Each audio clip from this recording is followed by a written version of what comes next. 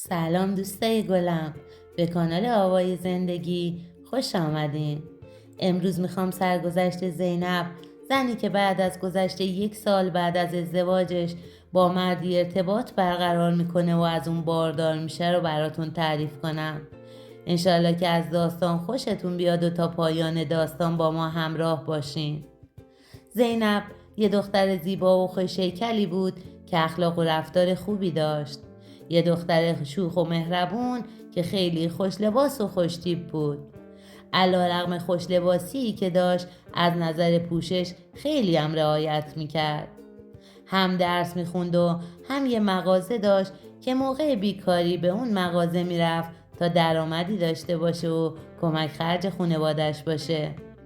ولی سرنوشت زینب اونطوری که میخواست و براش تلاش میکرد رقم نخورد.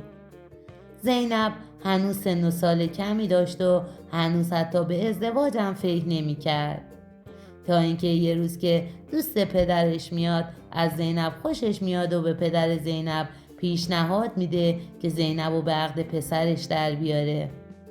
پدر زینبم چون به اون مرد بدهی زیادی داشت و زیر دین اون مرد بود، چاره ای جز قبول درخواستش نداشت. ولی چون میدونست که زینب خیلی به درس علاقه داره و کلاً مخالف ازدواجه، بهش گفت چند وقتی به من فرصت بدین تا با خانوادم مشورت کنم. بعدم اومد و کل جریان رو با زینب در میون گذاشت. چون دوست پدرش گفته بود اگر با هم فامیل بشیم من از اون بدهی که از شما دارم کلاً صرف نظر میکنم، پدر زینب پافشاری میکرد که هر طوری شده زینب رو متقاعد کنه که جواب مثبت بده. چند وقتی که تو خونشون هر روز جر و بحث و دعوا بود، زینب دیگه دید فایده ای نداره و چاره ای جز قبول این ازدواج نداره. به خاطر همین قبول کرد. اونا با هم نامزد شدن. چند ماهی از نامزدی زینب و سعید میگذشت که سعید تصمیم گرفت که مهاجرت کنه و به خارج از کشور بره. ولی خب چون هیچ پولی برای مهاجرت نداشتن و از نظر قانونی هم مشکل داشتن و ممنوع الخروج بودن، تصمیم گرفتن که به صورت غیر قانونی از کشور خارج بشن.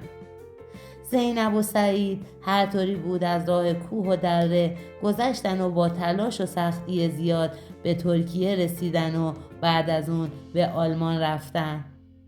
بعد از رسیدن به آلمان پیش پلیس رفتن و خودشونو معرفی کردن. بعد از معرفی اونا رو به کمپ فرستادن که چند وقتی رو داخل کمپ زندگی کنن. فشار عصبی زیادی به سعید اومده بود. کلاً اخلاق و رفتارش با زینب تغییر کرده بود. هر روز سر هر چیز پیش پا افتاده‌ای با هم بحث و دعوا داشتن. زینبم که خودش از اول به اجبار خانوادش ازدواج کرده بود، اصلاً به سعید اهمیت نمیداد و فقط به خاطر قولی که به پدرش داده بود تحمل میکرد. چند ماهی که میگذره و دیگه بهونه جویی های سعید غیر قابل تحمل میشه، زینب دیگه از دستش خسته میشه. چون نه کسی رو داشته که حتی باهاش مشورت کنه و نه کسی رو داشته که درد دل کنه. نه سعید اجازه میداده که حتی با کسی دوست بشن و رفت آمد خانوادگی داشته باشن. به خاطر همین بعد از چند وقت که زینب دیگه حسابی بریده بوده و دلش برای خانوادش هم تنگ شده بوده، وقتی که کتک مفصلی از سعید میخوره بلند میشه و از خونه بیرون میره تا کمی راه بره و اعصابش راحت بشه. یکم که راه میره و خسته میشه به یه پارک میره و روی نیمکت پارک میشینه. روبروی پارک یه سالن ورزشی مردونه بوده.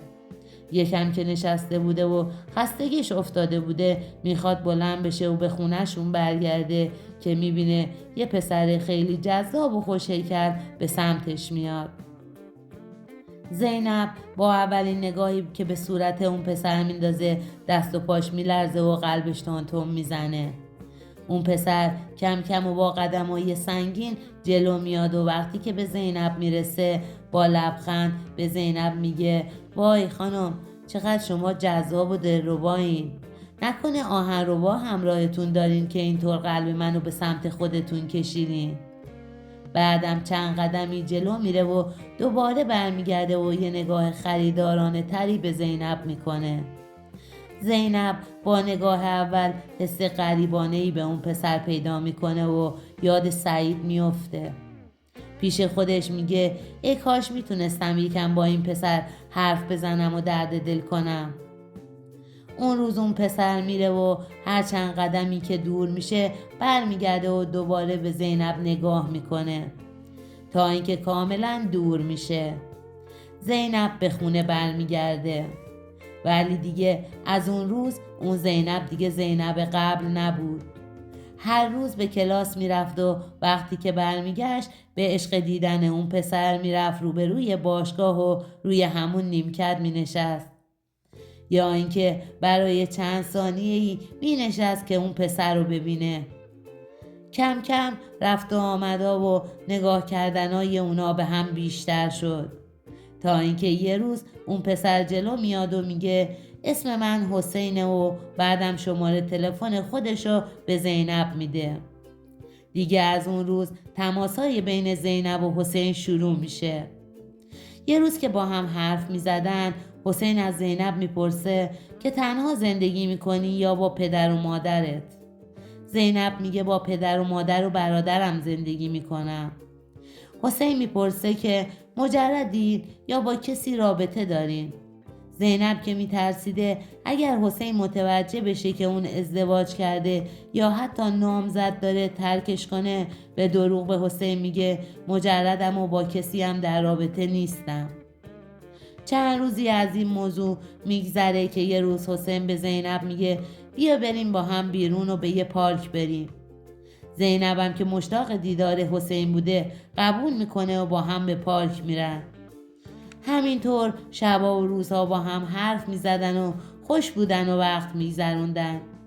زمانی هم که سعید تو کم بوده پیش مردا بوده. زینبم تو کم قسمت خانوم ها بوده و دیگه همه جوره ای آزاد بودن. تا اینکه یه روز حسین از یکی از دوستاش میشنوه که شوهر داره. به خاطر همین با زینب تماس میگیره و طبق معمول با هم قرار میذارن تا به پارک برن و همدیگر رو ببینن. اون روز حسین به زینب میگه که شنیدم تو شوهر داری. زینبم که دیگه چاره ای جز گفتن حقیقت نداشته واقعیت رو میگه و بعدم میگه که به خاطر این که عاشقت شدم و نمیخواستم تو رو از دست بدم ترسیدم که اگر واقعیت رو بهت بگم ترکم کنی و بری. حسین از دروغ زینب خیلی ناراحت شده بوده، ولی خب چون خودش هم خاطرخواه زینب شده بوده دوستیشون رو ادامه میدن. چند ماهی از این موضوع میگذره و روز تولد حسین میرسه. زینب با خوشحالی میره و هدیه‌ای برای حسین تهیه میکنه و به خونه حسین میره.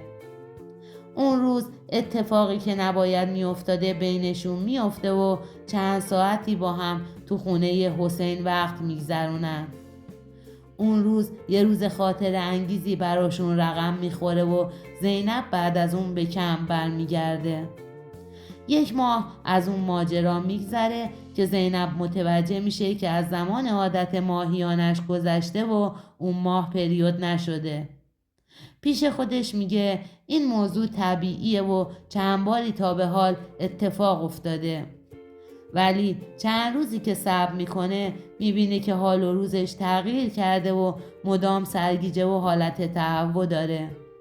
سعید متوجه حال و روز زینب میشده، ولی خب چون خودش قبل از این دکتر رفته بوده و برای بچه دار شدن مشکل داشته اصلا فکرش به بارداری زینب نمیرسیده. تا اینکه یه روز با برادرش صحبت میکرده که وقتی احوال زینب رو میپرسن میگه که زینب سرگیجه و حالت تهوع داره. زن برادرش با خوشحالی میگه سعید نکنه که زینب حامل است. ولی سعید که خودش مشکل خودشو میدونسته میگه نه مطمئنم که حامل نیست. ولی زن برادرش که خیلی از بارداری زینب خوشحال شده بوده نوبت یه دکتر زنان میگیره و زینب رو به دکتر میبره و با کمال باروری دکتر میگه که زینب بارداره. زینب از شنیدن خبر بارداریش از یه طرف خوشحال شده بوده که چون سعید مشکل بچه دار شدن داره بالاخره اون باردار شده و میخواد مادر بشه، ولی از طرفی ترس سعید رو داشته که چون میدونسته مشکل بچه دار شدن داره الان متوجه میشه که این وسط مشکلی هست که ازش بیخبره. ولی خب هر طوری بوده میان و خبر خوشحالی رو به سعید میدن. تا سعید میاد حرفی بزنه زن برادرش میگه اگر خدا بخواد مرده رو زنده میکنه، چه برسه به این مشکل. حتما خدا خواسته که شما حسرت به دل نمونید و بهتون عنایت کرده. هر طوری بوده سعید رو قانع میکنن که خواست خدا بوده. بعدم 9 ماهی میگذره و دختر حسین و زینب به دنیا میاد. اون روزا سعید و زینب دیگه خوشحال ترین زن و شوهر دنیا بودن، تا اینکه 5-6 ماهی از به دنیا اومدن دخترشون میگذره که حسین یه روز به زینب میگه دخترمونو بیار میخوام ببینمش. زینبم دخترشو میبره تا حسین اونو ببینه، ولی از اون روز به بعد طوری محبت اون بچه به دل حسین میفته که میگه من دخترمو میخوام و دلم میخواد که دخترم زیر دست خودم بزرگ بشه نه زیر دست سعید. من پدرش هستم و باید دخترم رو تو آغوش خودم بزرگ کنم. از اون طرفم سعید که فکر میکرده اون دختر بچه خودشه و مشکلش حل شده به زینب میگفته که ما باید یه بچه دیگه بیاریم که دخترمون تنها نمونه. دریغ از این که اون دختر اصلا دختر سعید نبوده. زینب حالا مونده که باید چی کار کنه. از یه طرف هیچ علاقه‌ای به سعید نداره و از اون طرف عاشق حسین و دخترشه. به خاطر همین فکر طلاق میکنه، ولی وقتی که به سعید پیشنهاد طلاق میده سعید بهش میگه خودت اگر میخوای بری برو، من کاری بهت ندارم، ولی دخترمو نمیذارم با خودت ببری. زینب میاد و مشکلشو با حسین در میون میذاره، ولی حسینم میگه که اون دختر مال منه و من نمیذارم که دخترم پیش سعید بزرگ بشه. به خاطر همین اگر سعید بچه رو به تو بده من میرم و همه چیزو براش تعریف میکنم. بعدم بچه رو میبرم آزمایش و مشخص میشه که اون بچه منه. الان زندگی زینب گره خورده که نمیتونه بمونه و با سعید زندگی کنه، نمیتونه طلاق بگیره و بره به عشقش برسه، چون در هر دو صورت رازش برملا میشه و این برملا شدن واقعیت هم به خودش ضربه میزنه و هم به دخترش. در آینده همه فکر بدی روی اون دختر میکنن. حالا تصمیم گرفته که مشکلشو برای دوستان تعریف کنه. زینب میگه من مشکلمو تعریف میکنم که دوستان بدون اینکه منو قضاوت کنن راه چاره ای رو به هم نشون بدن که بتونم از این مخمسه بیرون بیام. من میدونم که کار بد و اشتباهی کردم، ولی خب اون ازدواج ناخواسته و در سن کم بعدم مهاجرت غریبانه از یه طرف فشارهای عصبی و ناراحتی‌های سعیدم که مرتب با هم دعوا میکرد و کتکم میزد از یه طرف باعث شد که ناخواسته و کم کم برای خودم این زندگی رو بسازم. من یه جورایی به حسین پناه برده بودم. دوستان عزیز، این بود سرگذشت دوست عزیزمون. اگر به چنین سرگذشت‌هایی از دوستان علاقه‌مند هستین و برای حمایت از ما لطفاً کانال رو لایک و سابسکرایب کنین و زنگوله کنارش رو فعال کنین تا هر وقت چنین سرگذشت‌هایی از دوستان به دستم رسید و در کانال قرار دادم به شما اطلاع داده شود. ممنون از اینکه امروز هم تا پایان این سرگذشت در کنار ما بودین. شما رو به خدا می سپارم.